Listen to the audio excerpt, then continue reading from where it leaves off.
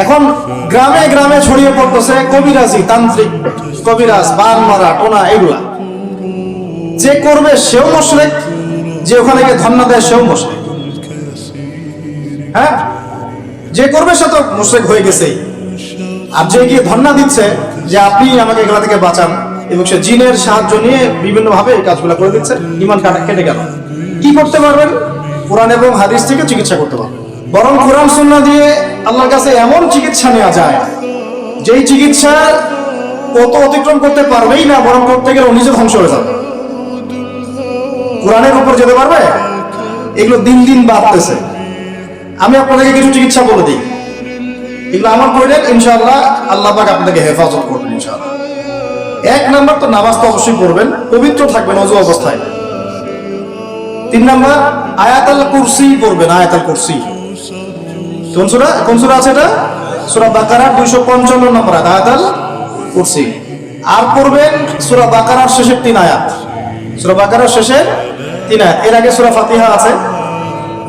তারপরে পড়বেন সূরা ফালাক, নাস, ইখলাস, কাফিরুন। সূরা ফালাক, নাস, ইখলাস, কাফিরুন। পড়বেন সূরা জিনের প্রথম 10 আয়াত। কোন সূরা? সূরা জিনের প্রথম 10 আয়াত। পারলে পুরা সূরা ইয়াসিন, সূরা ইয়াসিন। তারপর সূরা সাফফাত এর প্রথম 10 আয়াত। এর সাথে সূরা কাহফের প্রথম 10 আয়াত। তারপরে সূরা তাহা, সূরা ইউনুস আর সূরা আরাফ। এই 3টা সূরায় জাদু, বান, টোনার এগুলোর বিরুদ্ধে কিছু আয়াত আছে। যেমন قالوا يا موسى إما أن تلقي وإما أن نكون أول من ألقى قال بل ألقوا فإذا حبالهم وعصيهم يخيل إليه من سحرهم أنها تسعى فأوجس في نفسه خيفة موسى قلنا لا تخف إنك أنت الأعلى وألق ما يمينك تلقف ما صنعوا إنما صنعوا كيد ساحر ولا يفلح الساحر حيث أتى। মানে এগুলো অর্থ জানলে আপনারা বুঝবেন। এগুলো পড়লে এগুলো একদম লোহার তরবারি দিয়ে যেমন আঘাত করা হয়, এভাবে আঘাত করা হয়, সব শেষ হয়ে যাবে ইনশাআল্লাহ। ইনশাআল্লাহ কেউ যদি এগুলোতে আসক্ত থাকেন, এটা শিরক। এটা কি? ওমর রাদিয়াল্লাহু আনহুর যুগে তিনি ফরমান জারি করেছিলেন, কেউ যদি জাদুবিদ্যার চর্চা করে তাকে করবে একদম গর্দান নামে। এটা ইসলামিক লস। ইসলামিক তো বললাম, ইসলামিক লস কায়েম করা এখন আমাদের পক্ষে সম্ভব, এখন সম্ভব না, কিন্তু ঈসা আলাইহিস সালাম অবশ্যই তা করবেন ইনশাআল্লাহ।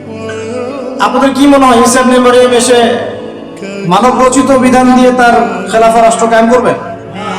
পৃথিবীর সমস্ত জুলুম উঠে যাবে ইনশাআল্লাহ। কোন মাজলুমের অধিকার আর খর্বিত হবে না, প্রত্যেক মাজলুম তার অধিকার ফিরে পাবে ইনশাআল্লাহ। কারণ নবী সাল্লাল্লাহু আলাইহি ওয়াসাল্লাম বলেই গিয়েছিলেন যে শেষ জামানায় মুশরিকরা তোমাদেরকে এমন ভাবে আঁকড়ে ধরবে, ঘিরে ধরবে, যেন দস্তরখানায় সবাই খাবার খেতে বসেছে। মানে আমরা সবাই দস্তরখানায় খাবার খেতে বসলে যেমন করে বসি একসাথে, ওইভাবে তোমাদের উপর আগ্রাসী হবে এরা। সাহাবীরা ওই যুগে বলছিলেন, ইয়া রাসূলুল্লাহ সাল্লাল্লাহু আলাইহি ওয়াসাল্লাম, আমরা কি ওই সময় সংখ্যায় কম হব? অবাক হয়েছিলেন তারা, কারণ ওই সময় তো ইসলামের বিজয়ের যুগ। আমাদের এইরকম অবস্থা হবে যেখানে আমরা 313 মিলে 1000 বদরে ঠেকাই দেই, 700 মিলে উহুদের 3000 ঠেকাই দেই, মোতাবে আমরা কত 3000 নিয়ে 2 লাখকে ঠেকাই দেই। ওই মুসলমানদের এই অবস্থা হবে? সাহাবীরা বলছিলেন, অবাক হয়। তখন নবীজি বলছেন, হ্যাঁ তোমাদের অবস্থা এরকম হবে। তোমরা সংখ্যায় হবা সমুদ্রের ফেনার মতো। সমুদ্রের, দেখতে পাচ্ছেন এখন খালি নাম কাও আসতে মুসলিম বাড়তেই আছে, বাড়তেই আছে, সমুদ্রের ফেনার মতো। কিন্তু 2টা জিনিস তোমাদেরকে পেয়ে বসবে, এই 2টার কারণে এই পরিণতি তোমাদের হবে। 1 নাম্বার হচ্ছে তোমাদের মধ্যে দুনিয়ার মহব্বত, দুনিয়ার মহব্বত তোমাদেরকে পেয়ে বসবে। আর একটা আল ওয়াহান তোমাদেরকে ধরে ফেলবে। সাহাবীরা বলছে, ওয়াহান কি? নবীজি বলছেন, তোমরা আল্লাহর পথে জীবন দিতে চাইবে না, এই ভয়, আল্লাহর পথে জীবন দেওয়ার ভয় তোমাদেরকে পেয়ে বসবে। এই 2টা যখন তোমাদেরকে পেয়ে বসবে, তখন এই কাফের, মুশরিক, মুনাফিক যারা যারা আছে সবাই মিলে তোমাদেরকে একে ফাটা করে দেবে। হয়নি এখন এটা? শুধু এই যুগে না, প্রত্যেক যুগে যুগে যখনই মুসলমানদের উপর এই 2টা এসেছে, তখনই মুসলমানরা আক্রমণের শিকার হয়েছে। কখনো তাতারিদের হাতে, চেঙ্গিস খানের বংশধর মনে আছে, মঙ্গলরা, ওরা এসে মুসলমানদেরকে একদম কেটে ফেলে দিয়েছিল। কতদিন? 40 দিনের মধ্যে বাগদাদে ওরা মনে হয় প্রায় 10 থেকে 15 লক্ষ মানুষ তাতারিরা মুসলমানদেরকে, আব্বাসীয়দের সম্রাট। এরকম হিস্ট্রি অনেক আছে। তারপরে যখন এই ফাতেমি সাম্রাজ্য চলছিল তখন এসে মুসলমানদের হত্যা করেছে। তারপরে আবার করেছে জেঙ্গিদের সময়, আইয়ুবীদের সময়, এমনকি মোগল সাম্রাজ্য। এর আগেও যখন দুনিয়া পৃথিবী ওহান ঢুকে গিয়েছিল তখন দেখা গেছে যে মুসলমানদের মধ্যেই মারামারি চলতেছে। ওখান থেকে গিয়ে কর্ডোবা ইসলামী খেলাফত হয়েছে। এগুলো হিস্ট্রি পড়বেন, ইতিহাস নিয়ে ইনশাআল্লাহ একদিন কথা হবে। আমার নিয়ত আছে আপনাদেরকে হিস্ট্রি শোনানোর। মূল কথাটা আমি বলছি যে যখন আমরা এভাবে দুনিয়া প্রেমে ঢুকে গিয়েছি এবং আল্লাহর পথ থেকে সরে আসছি, মার খেতে হয়েছে। এখন আমাকে বলেন তো দেখি, আমরা কি আমাদের অবস্থার উন্নতি চাই না? এতক্ষণ যা বোঝালাম এতে কি বুঝতে পারলেন যে দিন এখন শুধু একটা নিভু নিভু বাতির মতো জ্বলছে? গুটি কয়েক মানুষের মধ্যে হক সীমাবদ্ধ হয়ে যাচ্ছে। প্রবলেমগুলো কি আপনারা ফাইন্ড আউট করতে পারেন? প্রবলেমগুলো দেখেন। সারা বিশ্বে ইসলামিক কোনো খেলাফত আছে? ইসলামের কোনো ঐক্য আছে? একজন আমিরুল মুমিনিন আছে? একটা জামাআত আছে? একটা ইমারা আছে? আমাদের কি অর্থনৈতিক শক্তি আছে? ভিত্তিটা নাই। পুরো বিশ্বের রাজনৈতিক ক্ষমতাকে আমরা নিয়ন্ত্রণ করি না। পুরো বিশ্বের মিডিয়াগুলো কি আমাদের? এমনকি যেগুলোতে রেকর্ড করছেন, যে ফোন আপনার হাতে, সেটাও কাদের? এটাও কাদের? তাদের। পুরো বিশ্বের যে ফিলোসফিক্যাল থটস গুলো আছে, দর্শন, এই দর্শনগুলো আমাদের চলছে না ওদের চলছে? সব পশ্চিমা দর্শন চলছে না? এই যে নাস্তিকতা, কাদের দর্শন? আমাদের। এই যে সেকুলার কনসেপ্ট, কাদের দর্শন? আমাদের দর্শন। এই যে সো কল্ড ডেমোক্রেসি, কাদের দর্শন? আমাদের। এই যে ন্যাশনালিজমে আমরা ঘুরছি, সবাই জাতি চিন্তা করি, মানে ওই একটা মুসলমান লাগে না। কেন লাগে না? অত ইয়েমেনি, আমি তো বাংলাদেশি। গোত্রীয় বিভাজনটা আমরা করেছি ন্যাশনালিজমের মাধ্যমে, এতে করে ইউনিটিটা নষ্ট হয়ে গেছে। গোত্রে মানুষ থাকতে পারে, কিন্তু সবার মধ্যে একটা হৃদ্যতার বন থাকতে হবে। এইটা ইসলাম দিয়েছিল। আনসার, মুহাজির, দুইটা আলাদা শব্দ না, দুইটা আলাদা বৈশিষ্ট্য, কিন্তু তারা কি আলাদা ছিলেন? একদম নিজের মায়ের পেটের ভাইয়ের চেয়ে বেশি, তাই না? এটা ইসলাম। আর আমরা যদি বলি আনসার এক গ্রুপ, মুহাজির আরেক গ্রুপ, আনসারকে মারলে আমার কি, আমি তো মুহাজির, মুহাজিরকে মারলে আমার কি, আমি তো আনসার। এই কনসেপ্টটা হচ্ছে একটা ন্যাশনালিজম কনসেপ্ট চলছে। ও দিয়ে দিল ফরাসি বিপ্লবের পর থেকে, 1789 সালের পর থেকে এগুলো আসছে ওয়ার্ল্ডে। 1789 থেকে শুরু করে 1914 পর্যন্ত এই সময়টাতে তারা বিশ্বটা দখল করেছে।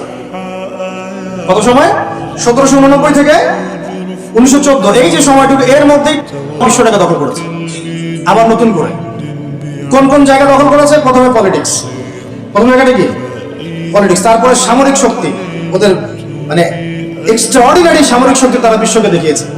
আপনি যত কথা বলেন একদম রেখে দিব, তাক করে শেষ করেন। ব্যাপারটা এরকম, পুরো জাতি নিয়ে আপনি একটা ঐক্যবদ্ধ শক্তি করতে চান, একটা মিসাইল এরকম রেখে দিবেন, এই বাড়াবাড়ি করো না বেশি, একদম দিব লঞ্চ করে, ব্যাস আপনি চুপ, একদম চুপ। কারণ ওইটা প্রতিহত করার তো আমার কাছে ওই নাই, ক্ষেপণাস্ত্র প্রতিরক্ষা সিস্টেম তো নাই। নাস্তিক তো ভুরি তৈরি হচ্ছে। কয়টা সায়েন্টিস্ট তৈরি হয়েছে আমাদের ইউনিভার্সিটিগুলোর মধ্যে? কয়জন অর্থনীতিবিদ তৈরি হয়েছে ইউনিভার্সিটিগুলোর মধ্যে? আমি বলছি না কিছুই হয় না, পড়াশোনা তো হয়, সিস্টেম তো অনেক সুন্দর, টাকা পয়সা সরকারি অনেক খাচ্ছেন আপনারা। কিন্তু এখন কথা হচ্ছে গভর্নমেন্টের যে এত টাকা পয়সা খাচ্ছেন, রেজাল্টটা কি দিচ্ছেন? কি জাতীয় উপহার দিচ্ছেন আপনারা? কোন প্রজন্ম উপহার দিচ্ছেন? এগুলো কি গভর্নমেন্ট টাকা? আপনারা কি মনে করেন? এই ট্যাক্সের টাকাকে কি মনে করেন? এগুলো মানুষের আমানত, রক্ত ঘাম করা পয়সা, আপনাকে বেতন দেওয়া হচ্ছে। মূল জায়গায় আসেন। আমি বলেছি, চ্যালেঞ্জ করেছি, একটা মাঠের মধ্যে আপনি সমস্ত সেকুলার মহলের টিচারদেরকে একত্রিত করেন। আপনি উদ্যোগ নিয়ে করেন দেখি, করে সবার কোরআন তেলাওয়াত টেস্ট করেন। আমি চ্যালেঞ্জ করতেছি 10% কোরআন তেলাওয়াত ঠিক থাকবে না। তাদের হাতে আপনি একটা জাতি করতেছেন, তাহলে শিক্ষা তো এই অবস্থা হবেই। ব্যাংক তো আপনাকে শিখাবে, আর কি শিখাবে?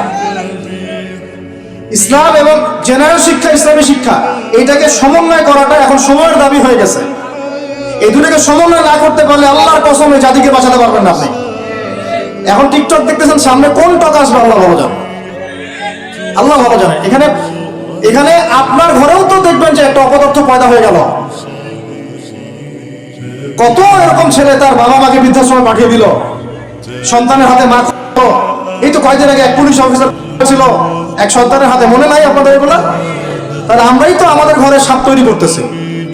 ভাববেন না যে এগুলোর ফলে শুধু সমাজে একটা প্রভাব বিস্তার হবে, আমার ঘরে কিছু হবে না, কখনো না। আমিও এফেক্টেড হব, আমার ঘরেও আসবে। এখন আল্লাহ রাব্বুল আলামিনের কাছে গেলে দোয়া করতে পারি আমরা, আল্লাহ পাক যেন আমাদেরকে এমন যোগ্য যোগ্য ব্যক্তি উপহার দেন আল্লাহর পক্ষ থেকে। যে হোক সে X Y Z, whoever he is, আমরা কোনো দলের মানুষ না, কোনো পলিটিক্যাল পারসন না, এক্স ওয়াই জেড যে হোক না কেন, আমরা চাই সৎ যোগ্য ইমানদার মানুষ, সৎ যোগ্য ইমানদার মানুষ যারা তাদের এই ক্ষমতাটাকে, এই প্রতিভাটাকে দিনের জন্য কাজে লাগাবে ইনশাআল্লাহ। এরকম মানুষ চান না আপনারা? এটা দোয়া করতে হয়, আল্লাহ যেন কবুল করেন, আমিন। আর আমাদেরকেও হতে হবে আনুগত্যশীল, এবং আমরা শান্তিপূর্ণ কোনো পরিবেশের মধ্যে বিদ্রোহ করতে যাব না, কারণ এগুলো করলে রাষ্ট্রের আরো ক্ষতি হয়, উপকারের চেয়ে কি হয়, ক্ষতি বেশি হয়। আমরা দোয়া করব, চেষ্টা চালাবো, আল্লাহ রাব্বুল আলামিনের কাছে মুজাহাদা চালিয়ে যাব, এবং আমরা গঠনমূলক সমালোচনার মধ্য দিয়ে আমরা তাদের কাজের পজিটিভ নেগেটিভ বিষয়গুলো উপস্থাপন করতে পারি। এরপর যদি তারা দাওয়াত কবুল না করে, তাদের কবর তাদের, আপনার আমার কবর আমাদের, লাকুম দীনুকুম ওয়ালিয়া দীন, ব্যাস, এটা আমাদের দায়িত্ব। এখন আমার কথাটা আমি গুছিয়ে নিব, কনক্লুশনের দিকে একটু আমার দিকে মনোযোগ দেন। পুরো বিশ্বের প্রেক্ষাপটটা এখন আমাদের অনুকূলে না, আমার সাথে বলেন তো কি বললাম? পুরো বিশ্বের প্রেক্ষাপটটা আমাদের অনুকূলে না। বিশ্বের বড় বড় সেক্টরগুলো মনে রাখবেন, বড় বড় সেক্টরগুলো হচ্ছে: 1 রাজনীতি, 2 ভূ রাজনীতি, 3 অর্থনীতি, 4 সংস্কৃতি, 5 শিক্ষা, এবং 6 প্রযুক্তি। কটা বললাম? 6। এই প্রতিটা বিষয় এখন আমরা নিয়ন্ত্রণ করি না, এটাই বাস্তব, এটাই সত্য। কারা নিয়ন্ত্রণ করে? ইসলামের দুশমনরা করে, ইসলামের দুশমনরা করে। এবং দুশমন বলতে সব ইহুদি, সব খ্রিস্টান নয়। মনে করবেন না যে হিন্দু ভাই ইসলামের দুশমন, না, সবাই ইসলামের দুশমন না, তাদের মধ্যে অনেক ভালো মানুষ আছে, মধ্যেও কিছু ভালো মানুষ আছে। একজন ইহুদি সকালবেলা এসে উহুদের যুদ্ধ করেছিল, একটা সেজদাও দেয় নাই, বেচারা শহীদ হয়ে জান্নাতে চলে গেছে। এর মধ্যে আব্দুল্লাহ বিন সালামের মতো বড় আলেম ছিলেন, সবই না, আর সব খ্রিস্টান না। খ্রিস্টানের মধ্যে বাদশা নাজাশীর মতো মানুষ ছিলেন, মুসলমানদেরকে আশ্রয় দিয়েছিলেন। তাহলে কারা সমস্যা? কারা? খ্রিস্টানদের মধ্যে একটা দল আছে, একটা ইউনিটি আছে, বন্ডিং আছে, এটাকে আমরা অ্যালায়েন্স বলি। এটা হচ্ছে জায়নিস্ট মুভমেন্ট, জায়নবাদী। এটা নিয়ে একটা বই আছে, অনেক বই আছে, ইউনিভার্সিটিতে অনেক বই পড়ানো হয়। এখন একটা বই ভালো চলছে, দ্য সিক্রেটস অফ জায়নিজম। এই বইটাও পড়লে আপনারা বুঝতে পারবেন, অনেক কিছু বুঝতে পারবেন। তো হেনরি ফোর্ডের লেখা, উনি আগে জায়নিস্ট ছিলেন, পরে বের হয়ে আসছেন, তওবা করে ফিরে আসছেন। তো এরা হচ্ছে এই বিষয়গুলো নিয়ন্ত্রণ করে, প্রতিটা বিষয়, প্রত্যেকটা বিষয়, ব্যাংকিং সিস্টেম থেকে শুরু করে পলিটিক্যাল অ্যাফেয়ার্স, এভরিথিং। আমাদের হাতে কিছু নাই, কিন্তু আমরা বললাম যে ফিউচারে ঈসা আলাইহিস সালাম আসবেন এবং এটা কায়েম করবেন, এই তো কনক্লুশন। তাহলে মাঝখানে যে সময়টা বাকি আছে, এই সময়টাতে কাদের হাতে বা কোন বৈশিষ্ট্য ধারণ করতে পারলে আমাদের হাতে ওই বিজয়টা হবে, এই তো প্রশ্ন, না? এই না বিষয়টা?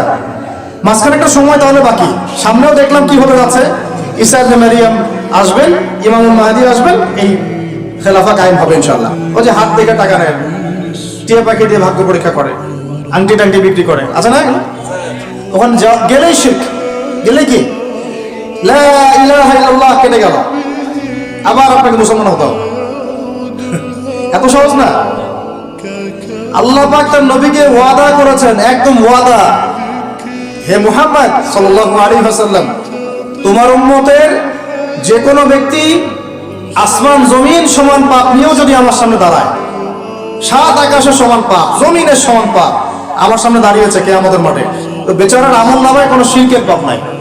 কিসের পাপ নাই? আমি আল্লাহ তার সামনে আসমান জমিন সমান ক্ষমা নিয়ে হাজির হব। আপনি বলছেন যে মায়ের কসম, শিরক হয়ে গেল। কসম কার নামে করতে হবে? বলতে হবে আল্লাহর কসম। কসম যদি করতেই হয় কার নামে করতে হবে? আল্লাহর নামে। বললাম যে ভাই কেমন আছেন, আপনি বলছেন যে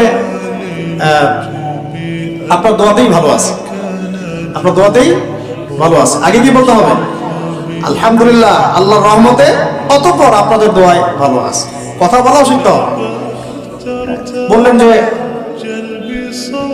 আগামীকাল আমি এটা করবই, আগামীকাল আমি এটা করবই, গ্যারান্টি দিতে পারবেন? পারবেন। বলে ফেললেন যে এই সময়গুলো এখন ভালো না, সময়টা ভালো না, এটা যুগকে আপনি গালি দিলেন, এটাও নিষেধ, এটাও নিষেধ। অনেক সময় শিরকি নামও পর্যন্ত রাখে। একজনের নাম শুনেছিলাম শাহিন শাহ, কি নাম? আচ্ছা, এরকম নামে কেউ আছেন নাকি? আচ্ছা, বাদ দেন। এর অর্থ হচ্ছে রাজাধিরাজ, রাজার সবচেয়ে বড় রাজা, মানে সবচেয়ে বড় রাজা। কে সবচেয়ে বড় বাচ্চা? সূক্ষ্ম সূক্ষ্ম অনেক শিরক আছে, বড় বড় শিরক আপনারা চিনেনি। ইয়াকা না'বুদু ওয়া ইয়াকা নাস্তাঈন, হে আল্লাহ শুধু আপনারই ইবাদত করি, আপনার কাছেই সাহায্য চাই। বের হয়েই কবরে গিয়ে সিজদা করব, ওখানে মৃত মানুষের কাছে সাহায্য চাচ্ছে। সিজদা কার জন্য? সিজদা কি আল্লাহ ছাড়া অন্য কাউকে করা যাবে? সাহাবীরা কি আল্লাহর নবীকে সিজদা করেছিলেন? তাহলে আপনারা কত বড় মানুষ হয়ে গেছে? আমরা কি তাদের চেয়ে বড় হয়ে গেছি? নাউজুবিল্লাহ। এভাবে মানুষ শিরক করছে। তারপরে জবাই, কুরবানি কার জন্য করতে হয়? মানুষ তো অনেক সময় দেখা যায় যে জীবিত মানুষ মৃত মানুষের জন্য কুরবানি করছে।